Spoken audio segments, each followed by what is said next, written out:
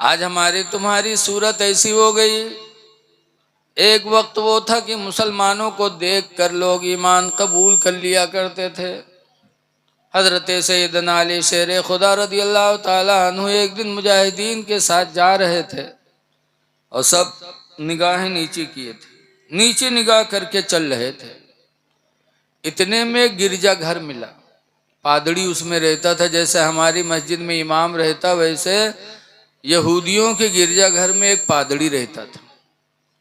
उस पादड़ी ने देखा तो कहा, आप कौन हैं? आप कोई नबी हैं? कहा ना। कोई फरिश्ते हैं? कहा ना। तो कहा आप हैं कौन? हजरत अली कहते हैं मैं अपने नबी मोहम्मद सल्लल्लाहु अलैहि वसल्लम का दामाद हूं। कहा आप नीचे निगाह करके क्यों चलते हैं?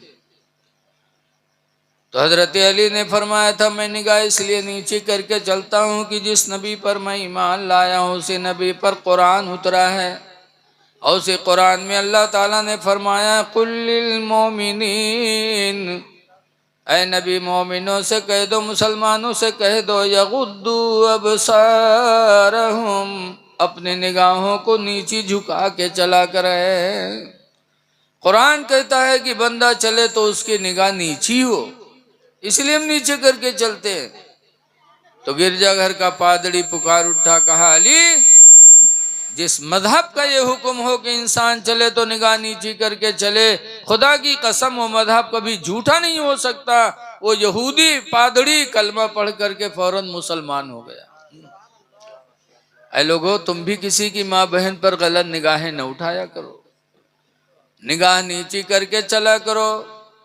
हमारी माँ बहनों के बारे में भी कुरान में है कुल्लिल मोमिनाति यगुद्दुना अबसारहुन्ना, ऐ नबी मुसलमान औरतों से कह दो कि चला करे तो निगाहों को नीची करके चला करे। इसलिए हमारी माँ बहनें भी चलें। जैसे मर्दों के लिए औरतों को देखना हराम है, ऐसे औरतों को हराम है मर्दों को देखना। इसीलिए हजरत उम्मे सलमा और हजरत आयशा सरकार की दो बीवियां थीं, बैठी थी। एक नाबीना साहबी थे जिनका नाम था अब्दुल्ला इब्ने उम्मे मक्तूम। अब्दुल्ला इब्ने उम्मे मक्तूम नाबीना साहबी थे, हुजूर के पास आए मिलने के लिए। हुजूर की बीवियां बैठी थी तो हुजूर ने फरमाया ये तजीबा अन्हु, आयशा उम्मे सलमा इससे तुम दोनों पर्दे में हो जाओ।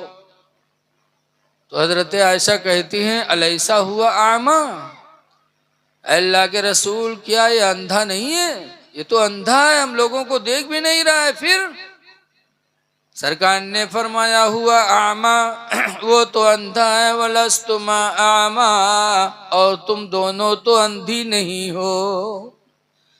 तुम तो देख रही हो, जैसे उसका देखना मना वैसे तुम दोनों का देखना उसको मना है।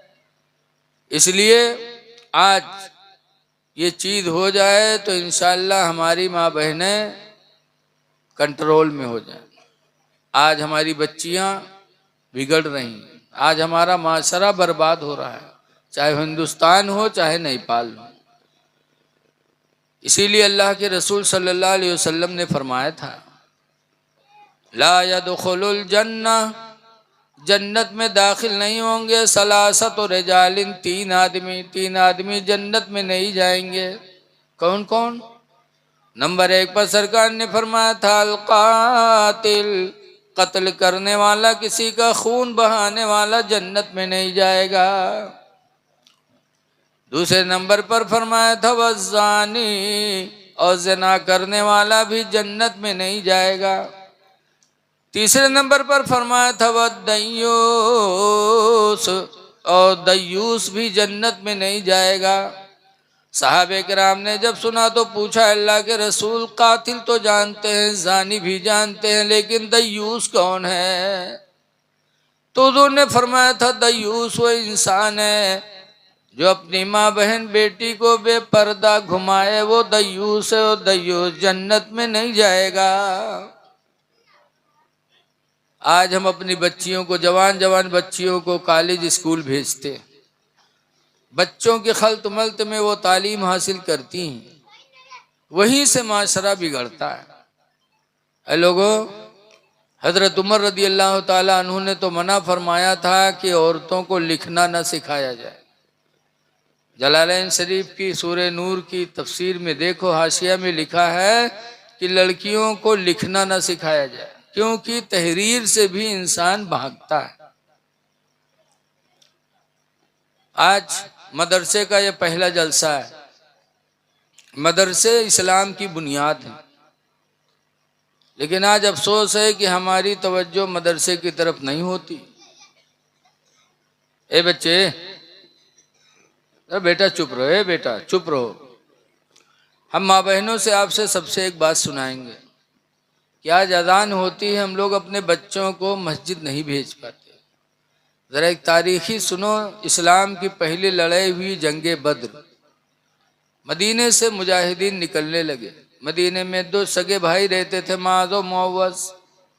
आए घर में तो देखा उन दोनों की मार हो रही है, और दोनों के बाप शहीद हो चुके थे। एक जंग में बाप का इंतकाल हो चुका था।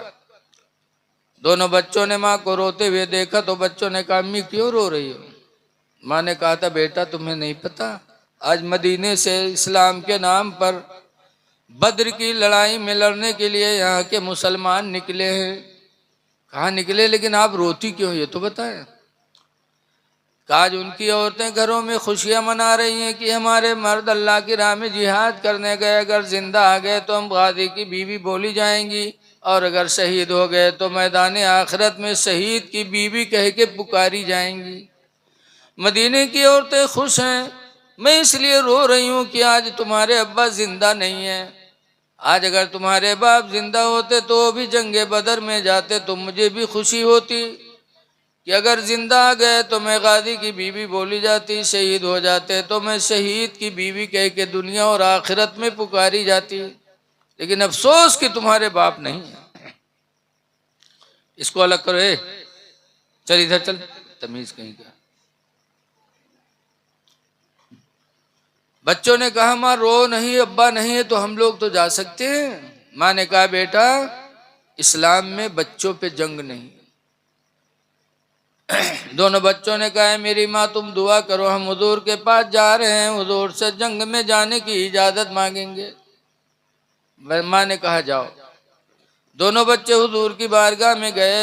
छोटे थे, लेकिन शहादत का जज्बा देखो कि दोनों पंजे के बल सीना तान कर हुजूर के सामने गए कि ताकि बड़ा समझकर हुजूर हमको जंग में जाने की इजाजत दे दे। जब गए कहने लगे तो हुजूर ने फरमाया कि तुम छोटे हो, छोटों पे इस्लाम में जंग नहीं है। तो दोनों ने कहा, या रसूल अल्लाह, माँ का रोना नहीं देखा जाता, अब्बा है नहीं, अब्बा की जगह पे हम दोनों को भेज दो। तो सरकार ने जब जज्बा देखा तो बड़े भाई को इजाजत दे दी, मास को। कहा, मास तुम जाओ, लेकिन मुअव्वज़ तुम छोटे, तुम नहीं जा सकते। भगा दी, उनका भगा दी। जब मास को इजाजत दे दिया, मेरे नबी ने मुअव्वज़ को मना कर दिया। तो है लोगों, घर जज्बा देखो। जब मुअव्वज़ को सरकार ने रोक दिया तो कहते हैं, या रसूल अल्लाह, आपने भाईजान को इजाजत दे दी और हमें नहीं इजाजत दी है। ये भाईजान हमसे बड़े जरूर हैं, लेकिन ताकत में हमसे बड़े नहीं, हमसे कम हैं। आप कुश्ती लड़ा दो, अभी हम इनको पटक देंगे। हुजूर मुस्कुरा के फरमाते, अच्छा लड़ो। जब दोनों भाई चिपटे तो छोटे मुअव्वज़ ने मास से कहा, भाईजान तुम मुझे जोर न लगाना, मुझे पटक लेने दो, ताकि अल्लाह के रसूल तुम्हारे साथ हमें भी शहादत की इजाजत दे दें। कैसे बच्चे थे।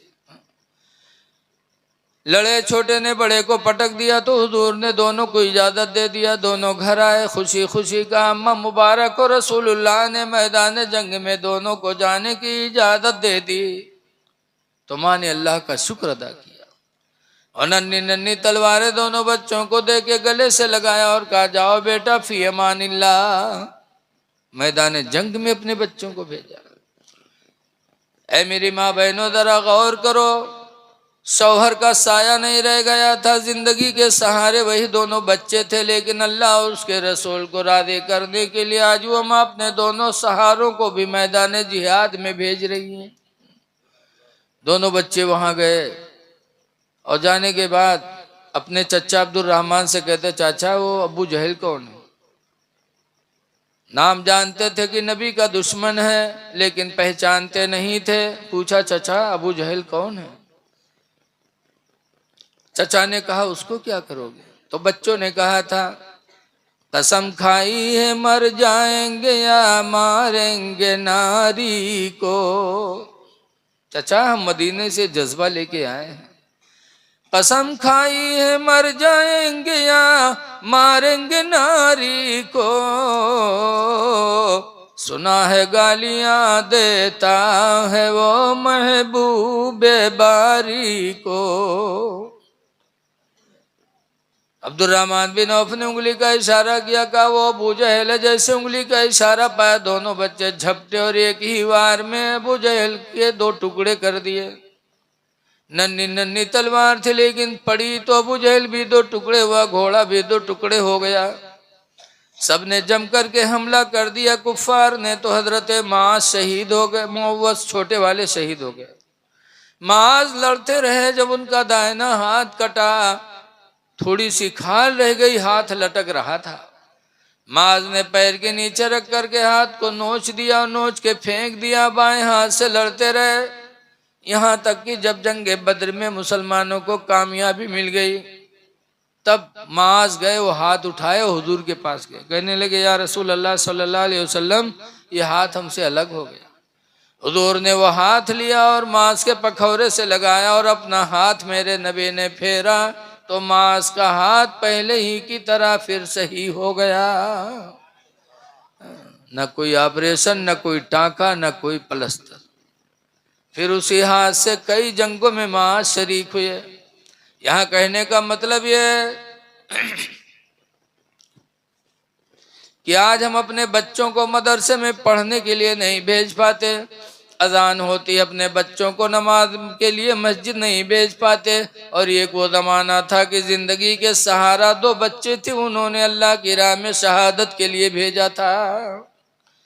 ऐ लोगों, शहादत का जज्बा पैदा करो और अपने सहाबा के किरदार को अपनाने की कोशिश करो। अजान हो तो खुद मस्जिद पहुंचो और अपने बच्चों को लेके जाया करो, नमाजें पढ़ो। नमाज मोमिन की मेराज है, लेकिन नमाज की तकरीर कोई सुनक चाहते नहीं। जहां नमाज के बारे में बोले लागो बहु भाई आवे लागत है। अरे नमाज ये असली इबादत है।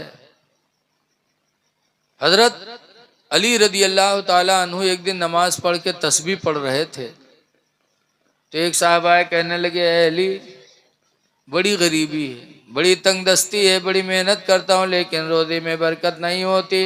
हजरत अली ने फरमाया, जाओ नमाज फजर की पाबंदी करो, नमाज फजर की बरकत से अल्लाह ताला तुम्हारी तंगदस्ती को दूर फरमा देगा।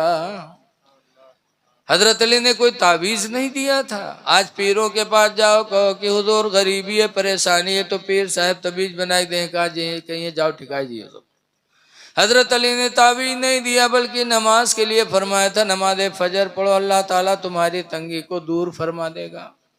इसलिए ऐ लोगों, परेशानियों से निजात मिलेगी नमाजों के पढ़ने के बाद। आखिरत में ठिकाना भी हमारा तुम्हारा अच्छा होगा। इसलिए आप हजरात से गुजारिश है, नमाजों की पाबंदी करो और अपने मदरसे और अपने मस्जिद का ध्यान रखो।